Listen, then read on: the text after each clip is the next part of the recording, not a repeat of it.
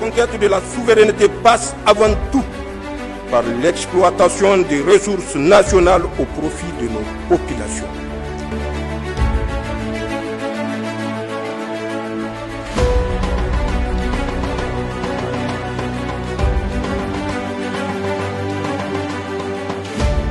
Mesdames et messieurs, bonsoir. L'entretien exclusif de Télé Sahel reçoit ce soir Madame Moukaila Aïchatou Seyni, docteur en philosophie et spécialiste en administration et protection des droits de l'homme. Elle est également enseignante vacataire au département de philosophie à l'université Abdou Moumouni de Niamey, enseignante vacataire au département de droit à l'université de Tawa, consultante indépendante et formatrice en genre et droits de l'homme. Avec notre philosophe, nous allons parler de plusieurs ouvrages écrits par Dr Moukaila Aïchatou, sans compter ses nombreuses publications dans des revues internationales. Docteur Moukaila Aïchatou Seyni, bonsoir. Bonsoir. Et merci d'avoir accepté notre invitation où nous allons parler de votre appréciation de l'avènement du Conseil national pour la sauvegarde de la patrie où, dès les premières heures du coup d'État du 26 juillet, vous avez dit que vous avez adressé un courrier au CNSP pour donner votre opinion sur ces événements et parler de votre sentiment sur la refondation de la République. Aussi, docteur, vous avez affirmé avant cet entretien que vous êtes connu au plan international, mais pas dans votre propre pays. Qu'est-ce qui vous fait dire ça pour entamer cet entretien exclusif, docteur? Merci, monsieur le conseiller. C'est vraiment un honneur pour moi d'être reçu aujourd'hui et de m'entretenir avec vous, justement sur mes ouvrages que j'ai publiés, mais aussi sur ma lettre de 25 août 2023, soit 29 jours après le coup d'État. J'ai adressé une lettre au Conseil national pour la sauvegarde de la patrie. D'accord. Oui. D'accord. Oui. Allez-y, oui. Oui. Je suis, comme vous venez de le dire, docteur en philosophie. Je suis la première Nigérienne. La première Nigérienne. Oui. Et malheureusement la seule titulaire d'un doctorat unique en philosophie que j'ai obtenu à l'université d'Ottawa le 1er août 2011 à l'université donc de Ouagadougou. Et ma thèse porte sur l'analyse rousseauiste du processus de démocratisation en Afrique post-coloniale. D'accord. Et j'ai eu à cette occasion, j'ai bénéficié d'un appui indéfectible de mon directeur de thèse, c'est le professeur Mahamadé Savadogo, qui m'a accueilli à bras ouverts en tant que première femme inscrite au département de philosophie et pour une formation sur une formation doctorale et l'élaboration d'une thèse de doctorat unique. D'accord. Les appuis sont multiples parce que il a adressé une lettre au Conseil africain, au CODESRIA, le Conseil pour le développement des recherches et des sciences sociales en Afrique, au même titre que mon professeur qui m'a tenu de la primaire à la licence ici à l'université de Niamey, j'ai nommé professeur Moussa Hamidou Talibi. Donc ils m'ont fait 2 lettres de recommandation à l'endroit du CODESRIA qui m'a appuyé, qui m'a formé pendant 1 mois à Dakar sur la gouvernance démocratique en Afrique avec une prise en charge complète et avec un appui documentaire en termes de livres parce que le CODESRIA a mis à ma disposition une quinzaine de livres en lien avec mon thème de recherche parce que je parle de l'Afrique, du processus de démocratisation en Afrique. D'accord.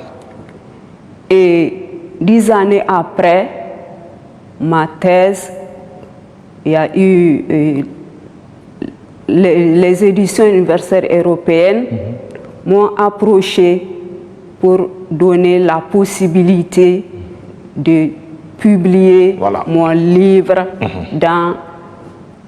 au niveau de leur édition. L'édition, c'est ça. Et c'est ce qui a été fait. C'est quoi le titre de cet ouvrage? Le titre de cet ouvrage, c'est Analyse rousseauiste du processus de démocratisation en Afrique. D'accord. La thèse, c'est en Afrique post-coloniale.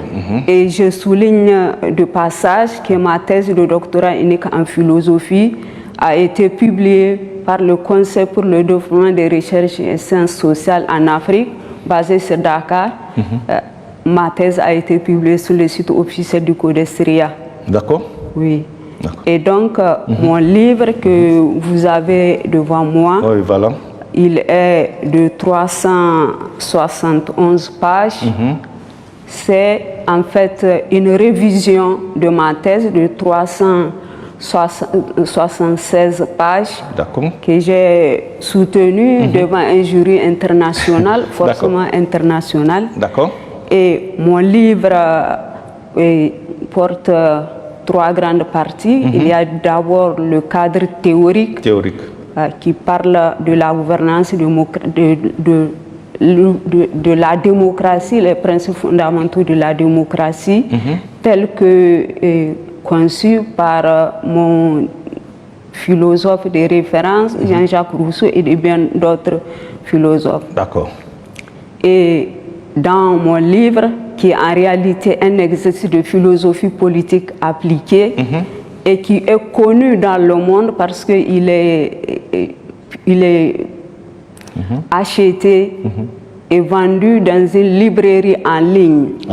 Et j'ai à mon actif plus de 2000 personnes, des chercheurs dans le monde, partout dans les différents continents, qui ont pris connaissance de mon livre, qui l'ont acheté et qui se sont inspirés de mes écrits pour écrire. Et beaucoup de doctorants dans le monde m'ont envoyé leur thèse intégrale sur mon site, sur mon email, en reconnaissance de ce que j'ai fait en matière de renouvellement de la philosophie politique en elle-même. Parce que la philosophie a plusieurs domaines, bien sûr. Mais actuellement, dans le débat à l'international, tout tourne autour de la philosophie politique. Comment renouveler la philosophie politique pour prendre en charge les défis de l'humanité à l'époque contemporaine. D'accord. Et c'est ce que j'ai fait parce que, à tout honneur, à tout honneur, pour faire des perspectives, il faut commencer d'abord par son propre continent. Bien sûr. Et c'est dans ce sens que la 3e partie de mon livre est intitulée « Perspectives pour une amélioration de la gouvernance démocratique en Afrique ». Qui est d'actualité aujourd'hui, hein? Qui est vraiment d'actualité. D'accord. Et j'ai proposé des perspectives sous forme de dispositions, des premières dispositions à prendre.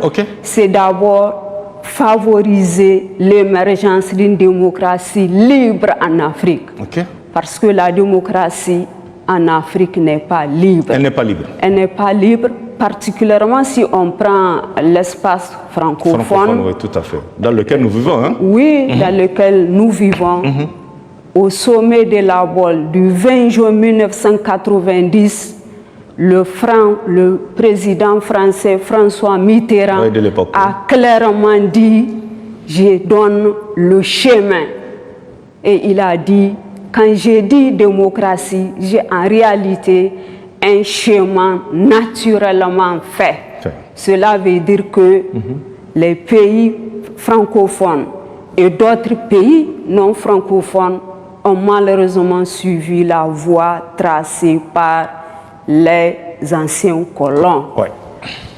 Et une deuxième disposition que j'ai proposée en disposition préliminaire, c'est que les États africains doivent bannir le mimétisme juridique et institutionnel. On se rend compte que les États africains imitent automatiquement Et l'Occident. j'ai eu vraiment des maux de tête quand j'ai appris que dans l'un des pays africains, ils ont malheureusement mentionné dans leur loi fondamentale la Déclaration française des droits de l'homme et du citoyen. Ouais. La France a été claire depuis le XVIIIe siècle, elle a été claire. Ces déclarations des droits de l'homme et du citoyen français. Pas d'autres personnes. Pas d'autres, d'accord. Pas d'autres personnes. Ok. Et une autre disposition à prendre, c'est que qui concerne les institutions elles-mêmes, l'exécutif doit être un modèle. La presse que j'ai devant moi doit être libre et indépendante parce que quand même, c'est elle qui alimente le processus de la démocratie en Afrique. D'accord. J'ai également souligné qu'en Afrique, on a besoin de parlements forts et indépendants. N'importe qui ne doit pas être parlementaire, député. Bien sûr. Il y a également la liberté et l'indépendance de la justice. Tout à fait. La justice, c'est un principe fondamental de la gouvernance démocratique et de l'état de droit. Et le temps est court. Oui, voilà. Et j'ai proposé également une disposition que les chefs d'État africains doivent prendre, c'est de définir des modalités pour la prise en main de la gestion des ressources minières et énergétiques en Afrique. Ce que nous sommes en train de faire ici au Niger. C'est ce que justement nous sommes en train de faire au Niger. Actuellement, et depuis le 26, hein? Oui, depuis le 26. Voilà. Et c'est justement 29 jours après le coup d'État, j'ai adressé une longue lettre de 5 pages. J'ai adressé ma lettre au Conseil national pour la sauvegarde de la patrie. D'accord. À travers le ministère de la Jeunesse et des Sports, parce que c'est lui que je voyais à la télévision. Oui, en tant qu'à l'époque, voilà, à l'époque. Bon, porte-parole du Conseil voilà. national pour la sauvegarde de la patrie. Voilà. J'ai exprimé, j'ai félicité et remercié l'engagement patriotique du Conseil national pour la sauvegarde de la patrie. Okay. Des mots comme la souveraineté, l'indépendance véritable, c'est en réalité la charte africaine des droits de l'homme et des peuples que le Niger est en train maintenant de mettre en œuvre. En œuvre, d'accord. C'est maintenant. C'est maintenant. Oui. D'accord. Quand on prend par exemple l'article 20 de la charte africaine des droits de l'homme et des peuples, c'est le droit des peuples africains de posséder et de s'organiser, de posséder leurs ressources minières et énergétiques que Dieu a données au continent africain. D'accord. Oui. C'est un peu ça que vous avez souligné dans votre lettre, non? Oui, dans ma lettre, j'ai exprimé ma disponibilité à attribuer, à donner ma contribution parce que j'ai considéré cela comme ma première contribution. Je joins à la lettre mes écrits. Ok, d'accord. Notamment le livre que j'ai devant Madame, moi. docteur, le livre, il est actuellement, vous avez dit, je voudrais comprendre quelque chose. Pour nos téléspectateurs, ce livre, il est dans les librairies ou bien il est en ligne? Il est en ligne, mais il est un peu coûteux en ligne parce qu'on livre par DHL. Ah, d'accord. Si on veut commander, c'est vite fait, on peut le commander par DHL et ça vient. Avec mon droit d'auteur, c'est un pourcentage. D'accord. J'ai essayé avec mes moyens de faire impression locale pour mettre à profit mon livre aux étudiants. Ici au Niger? Ici au Niger. Et vous l'avez fait ou pas? J'ai fait. Et vous en avez ça il y a quelques exemplaires? C'est l'un des exemplaires. Donc il faut le multiplier maintenant.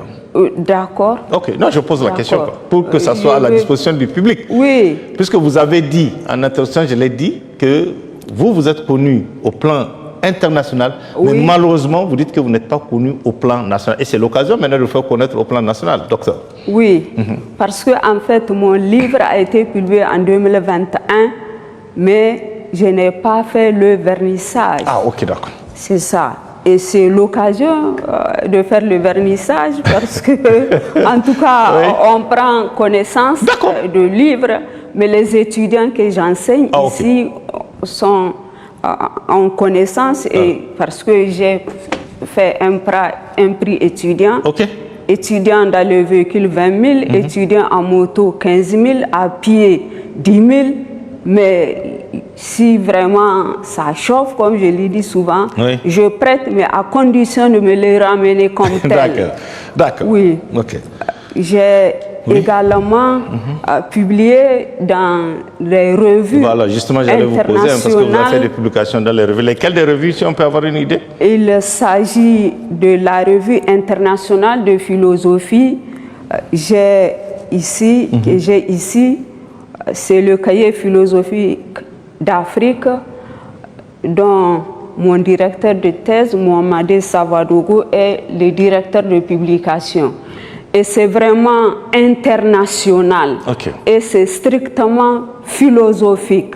C'est ça sa particularité. Ok. Et reconnu par le CAMES. Et j'ai publié dans ce livre-là la philosophie politique entre démarche de l'application et le paradigme de l'engagement. Parce qu'en réalité, dans ma thèse et dans mon livre, j'ai réconcilié mon directeur de thèse qui a dit que la philosophie politique doit évoluer en adoptant le paradigme, la démarche le paradigme de l'engagement.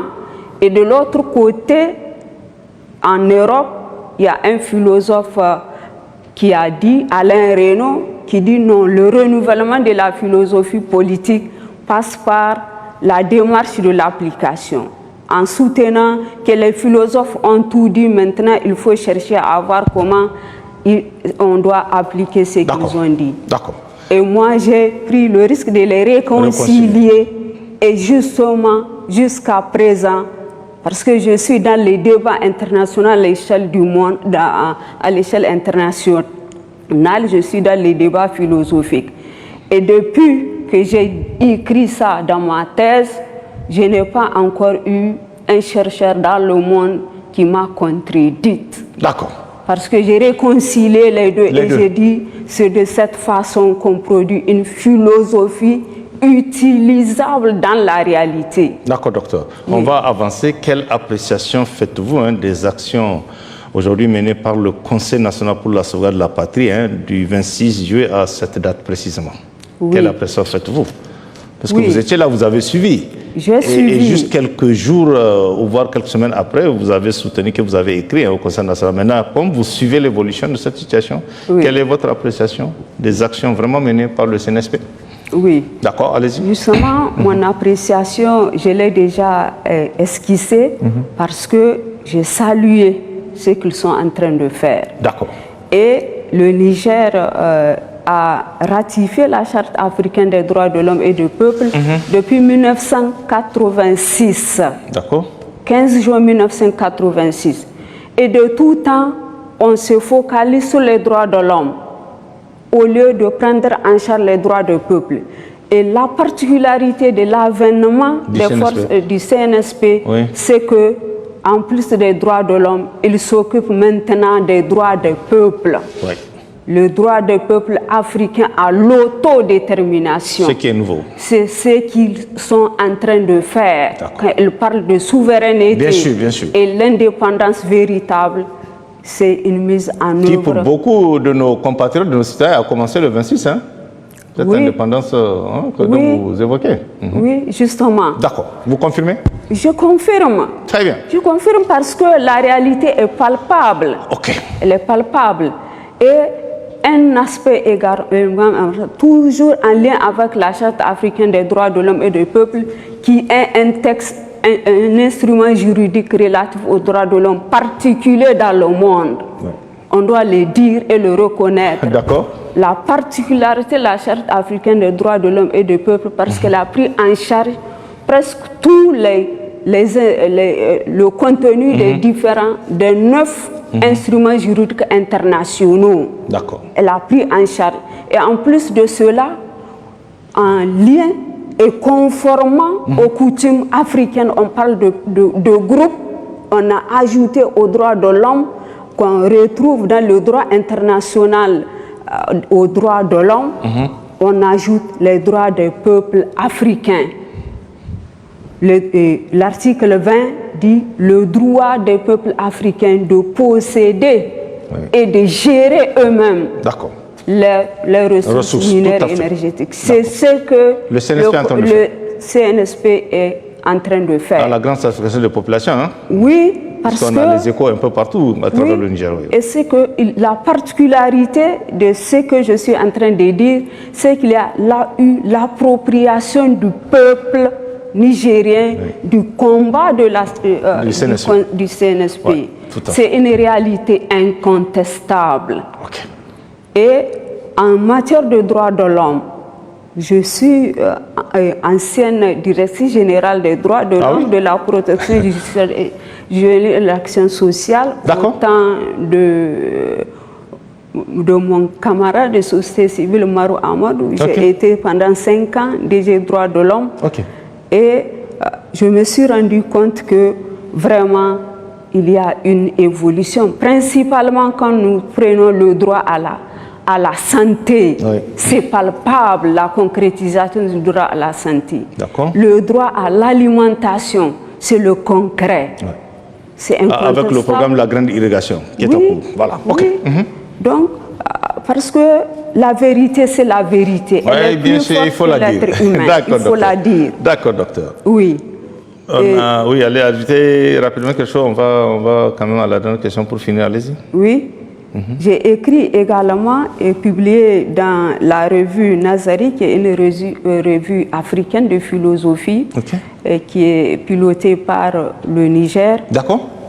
Femmes et terrorisme au Niger. Femmes et terrorisme au Niger. Femmes et terrorisme au Niger, parce que le philosophe, surtout quand c'est une femme, je n'ai aucune excuse à me taire face à cette situation. Tout à fait.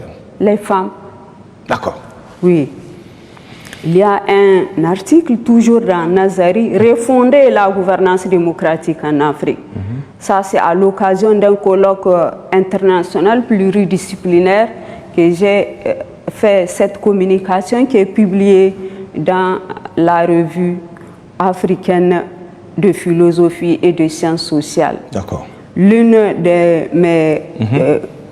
mes publications, c'est au niveau de la revue internationale de philosophie, démocratie et pacification de l'espace public en Afrique. Comment faire en sorte que en Afrique, on puisse avoir à la fois la démocratie et la paix. Parce que je me suis rendu compte que le processus de démocratie est lancé et de l'autre côté, à l'opposé, il y a le terrorisme. Le terrorisme, tout à fait.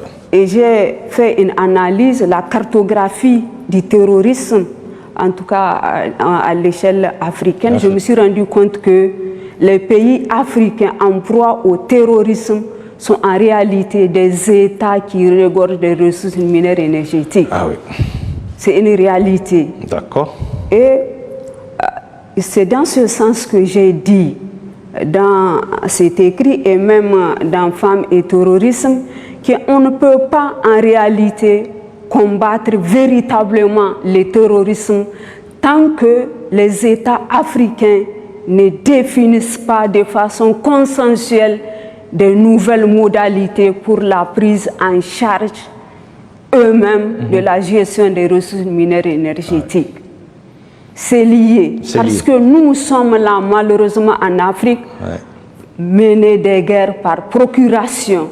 Les multinationales et les grandes puissances s'ingèrent dans les pouvoirs politiques, dans l'action politique, en passant souvent par le financement des partis politiques, l'appui des dirigeants au pouvoir pour créer la guerre, le conflit sur notre ça, on a vu, continent.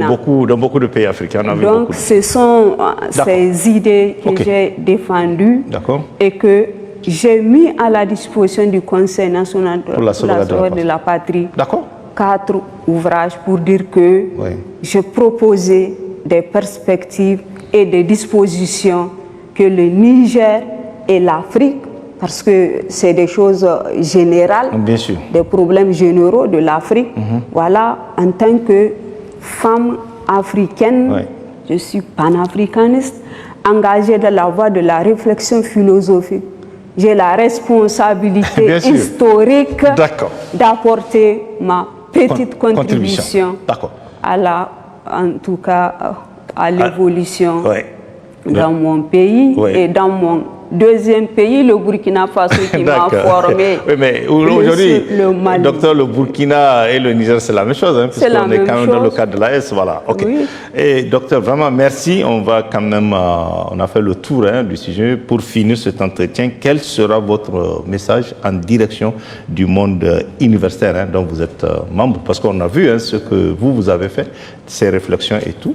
Et quel sera votre message en direction de vos collègues aujourd'hui dans la dynamique dans laquelle nous sommes aujourd'hui, du CNSP, parce qu'on a vu ce que vous avez produit. Oui. D'accord. Je vous ai dit que je suis connue dans le monde, je ne suis pas connue ici au Niger. Aujourd'hui, à partir de cet instant, on me connaît. Reconnu de Nigériens. Oui, on me connaît et les peut-être un peu plus étudiants. tard, parce qu'on va vous convier régulièrement sur ces plateaux de télévision pour que vous parlez de ce que vous êtes en train de faire, madame. Oui. D'accord. C'est que j'ai fait 3 plaidoyers pour la prise en compte du jardin, le recrutement des enseignants-chercheurs au Niger. D'accord. 3 années de suite pour qu'on puisse en fait appliquer la loi sur le quota dans le recrutement des femmes. Nous avons des femmes dans divers domaines. Oui, et ce n'est pas fait. Ce n'est pas fait. Ah oui. Ce n'est pas fait. Et pourquoi? Bon, pour des raisons que moi je ne peux pas donner. Mais ce qui est sûr, c'est que la loi sur le quota, c'est la loi. Oui. Et ça se passe même au sein du monde universitaire, à l'université, c'est des choses comme ça se passent. Oui, mais là où il y a le savoir, c'est ça? Oui, c'est ça. Je vous disais. Je pose la question, moi. Oui, ils ne prennent pas en compte la loi sur le quota. D'accord. En oubliant ou en mettant de côté la hiérarchie des normes. Oui. Parce que le Niger a quand même ratifié tous les 9 instruments juridiques internationaux relatifs aux droits de l'homme. Et en ce temps, il y avait la Constitution qui est la loi fondamentale quand même et qui a donné une grande importance et une grande place à la femme. Donc c'est un cri de cœur que vous êtes en train de faire en direction de ces femmes universitaires qui n'arrivent pas à intégrer l'enseignement supérieur et tout pour dispenser le savoir et tout, c'est ça? Oui, justement, c'est mon cas. Je suis vacataire depuis 2012, vacataire au département de philosophie. Actuellement, au courant des 2 dernières années académiques, j'ai un cours de 30 heures expérience démocratique en Afrique. Donc, on n'a pas la possibilité de produire le pouvoir qu'on a, de le mettre au profit des étudiants. Mais ce n'est pas parce que je n'ai pas été recrutée que je vais refuser des étudiants qui viennent vers moi. Bien sûr. Les étudiants viennent vers moi et j'ai l'obligation morale et intellectuelle de les appuyer dans leurs recherches. C'est ce que je suis en train de faire. D'accord, madame. Voilà. J'espère bien que ce message-là, il va passer pour prendre en compte cette réalité. S'il y a des femmes quand même qui ont étudié, qui ont des diplômes, il faut leur permettre quand même de venir enseigner à l'université. Parce qu'aujourd'hui, on a beaucoup d'étudiants qui ont besoin de ce savoir. Vraiment. C'est clair. D'accord. Vraiment. Madame, merci. Merci vraiment pour votre disponibilité et tout ce que vous venez en tout cas de soutenir sur ce plateau de l'entretien exclusif avec le document que vous venez d'élaborer et sans doute que le public va chercher. Vos publications aussi sans doute seront recherchées par les étudiants et sans doute aussi les propositions que vous allez faire au CNSP, sans doute aussi ça sera pris en compte puisque nous sommes aujourd'hui en pleine refondation de la République et je pense que vos travaux peuvent beaucoup aider à comprendre qu'est-ce qu'il faut faire pour l'avenir de ce pays. Vraiment, merci à vous. Merci. Mesdames et messieurs, c'est la fin de cet entretien exclusif. Merci de l'avoir suivi. Je rappelle que nous venons de recevoir Dr Munkaila Aïchatou Seyni, première femme titulaire d'un doctorat unique en philosophie au Niger. Excellente soirée à tous. Au revoir.